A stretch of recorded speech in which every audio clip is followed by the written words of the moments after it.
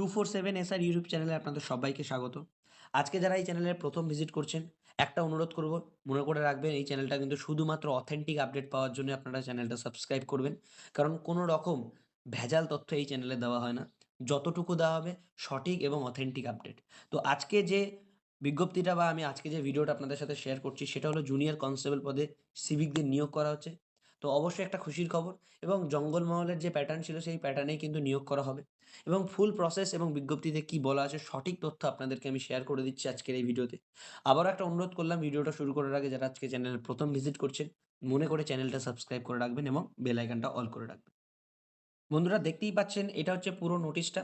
কি লেখা আছে এত বড় পড়াটা এই মুহূর্তে পসিবল নয়। আপনাদেরও সময় নষ্ট করতে আমি চাই না। তো আমি মেইন জায়গাটা পড়ছি যেখানটা আপনাদের দেখলে হয়তো উপকার হবে বা আপনারা বুঝতে পারবেন কনসেপ্টটা কি আছে। তো বন্ধুরা এটা হলো মেইন টপিক এবং এখানে কি বলা আছে, রাজ্য পুলিশে সিভিকের সংখ্যা এখন ১,২০,০০০। থানা বা ফাঁড়ি চালানো এবং জেলায় ট্রাফিক মুভমেন্ট ঠিক রাখতে সিভিকরাই বড় ভরসা। প্রথম দিকে সিভিকে যারা চাকরি পান তাদের একটা বড় অংশের শিক্ষাগত যোগ্যতা ছিল দশম বা দ্বাদশ পাস। চাকরি না মেলায় বিগত কয়েক বছরে ডিগ্রিধারীরা আসছেন সিভিকের কাজ করতে। মাত্র ৯,০০০ টাকা, তারা ৯,০০০ টাকায় তারা কাজ করে আসছেন।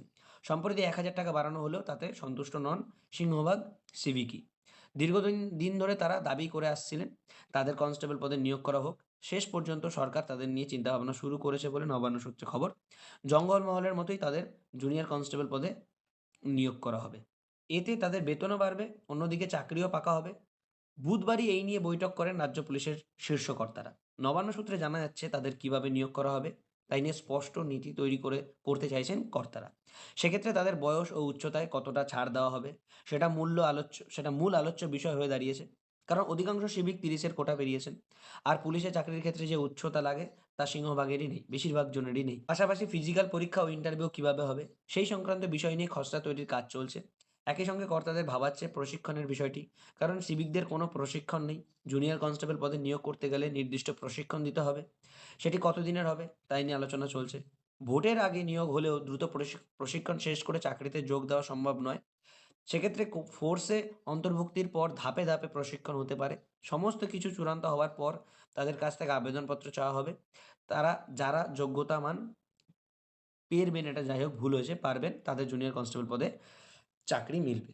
তো বন্ধুরা আপনারা বুঝতে পারলেন যারা সিভিকে চাকরি করছেন বা যারা এই বিষয়টা সম্পর্কে জানতে চান, তাদের কিন্তু একটা সুচিন্তাভাবনা তাদের জন্য করা হচ্ছে এবং এটা করা হওয়াটাই উচিত। কারণ সিভিক পুলিশেরাই কিন্তু ম্যাক্সিমাম যে কাজগুলো সেগুলো কিন্তু করে থাকেন। আমরা জানি এবং তাদের দ্বারাই কিন্তু ম্যাক্সিমাম কাজটা হয়ে থাকে।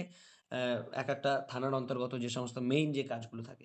তো এই জিনিসটা বা এই উদ্যোগটা আমি মনে করি, আমি সমর্থনও করি যে এটা হওয়া উচিত এবং অবশ্যই এটা হলে অনেক সিভিকদের চাকরি পার্মানেন্ট হবে এবং বেতনও বাড়বে। তাতে করে তারা অন্যান্য সরকারি সুবিধাগুলোও বেশি পাবে।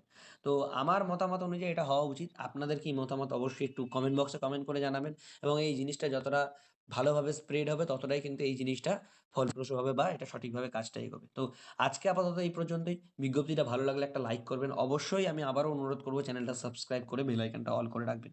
তো দেখা হচ্ছে আবার কোনো সরকারি চাকরির আপডেট নিয়ে অথবা সরকারি কোনো প্রকল্পের আপডেট নিয়ে অথবা কোনো গভর্নমেন্ট জবের ভালো টিপস বা জিকে বা ম্যাথ বা ইংলিশ বা রিজনিং এর নোট নিয়ে। তো সবাই ভালো থাকবেন। আজকে আপাতত এই পর্যন্তই। দেখা হচ্ছে নেক্সট ভিডিওতে। জয় হিন্দ।